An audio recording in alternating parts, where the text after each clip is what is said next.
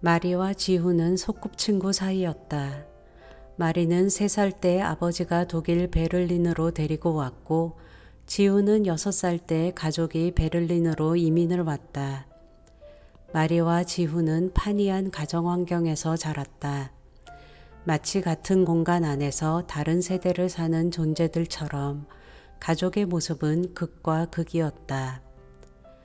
마리의 아버지는 무기 판매 회사를 경영했다. 아니, 마리는 20살이 될 때까지 그렇게 알고 있었다.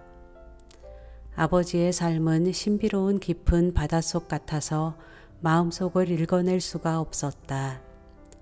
마리에게 한국에 대한 기억은 없었다. 마리가 3살 때 봄에 독일에서 찍은 사진이 있는데 마리의 생일이 10월이니 태어난 지 18개월 전후에 베를린으로 왔다는 얘기였다. 엄마라는 단어는 집안의 금기어였다. 친척 하나 없는 독일에서 구체적인 이야기를 물어볼 통로는 없었다.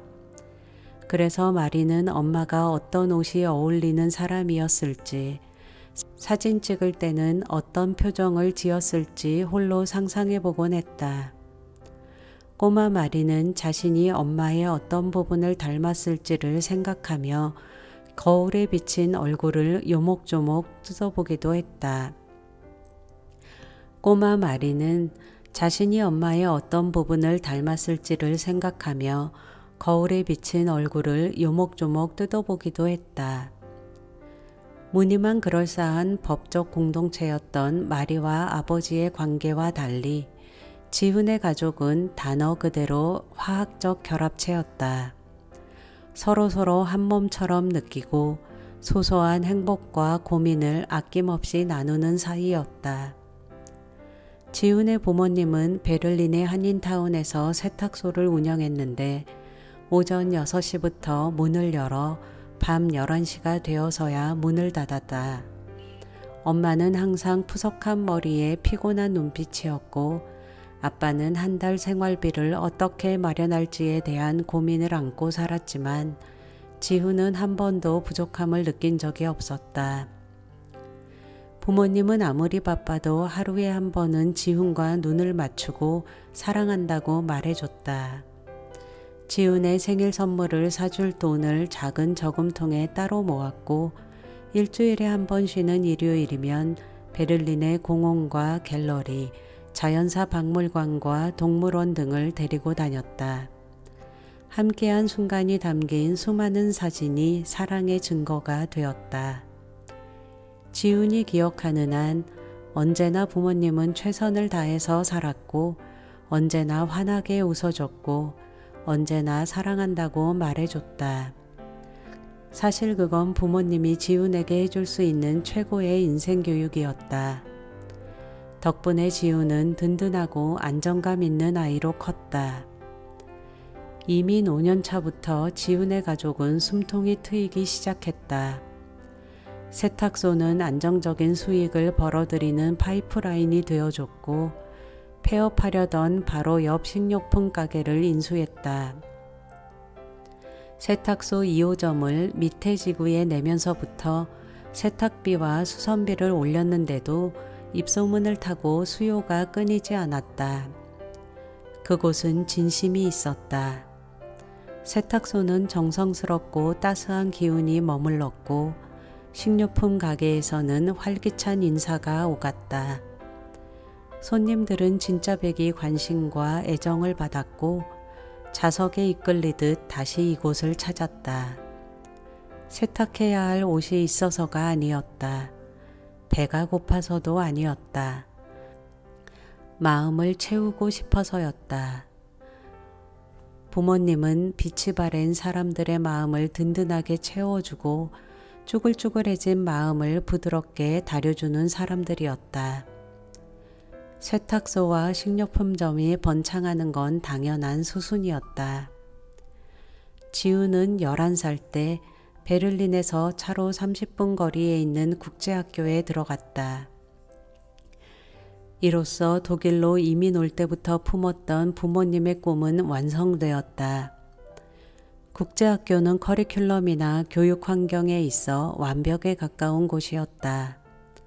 학비는 결코 만만치 않았지만 부모님은 하나도 아까워하지 않았다. 전학 첫날 지훈은 긴장되는 마음으로 등교했다.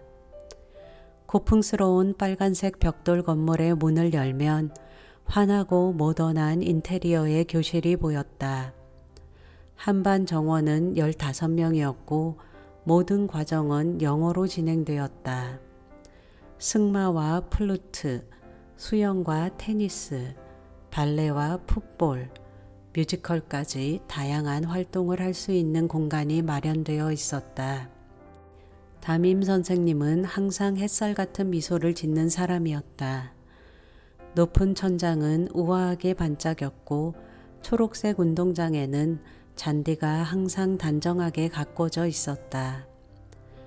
국제학교는 다양한 국적의 친구들과 금세 친해질 수 있는 천국 같은 공간이었다. 전학생이 된 첫날, 11살 지우는 교실 두 번째 줄에 앉아있던 마리의 얼굴을 한 번에 알아봤다.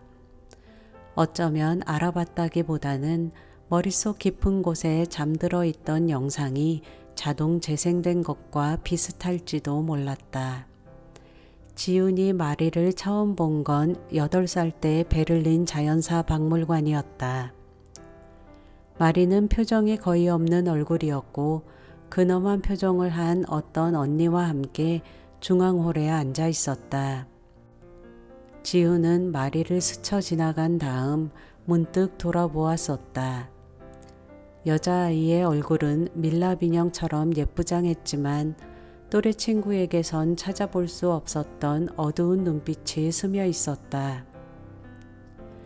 지훈은 이내 아이가 자신의 가족을 바라보고 있다는 사실을 깨달았다.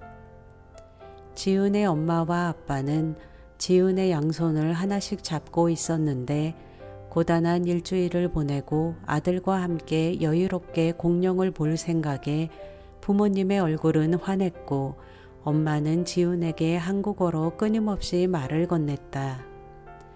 여자아이는 지훈의 가족이 아치형 통로를 지나 나비와 곤충이 잔뜩 박제된 옆방으로 사라질 때까지 흘낏거리며 그들을 바라봤다.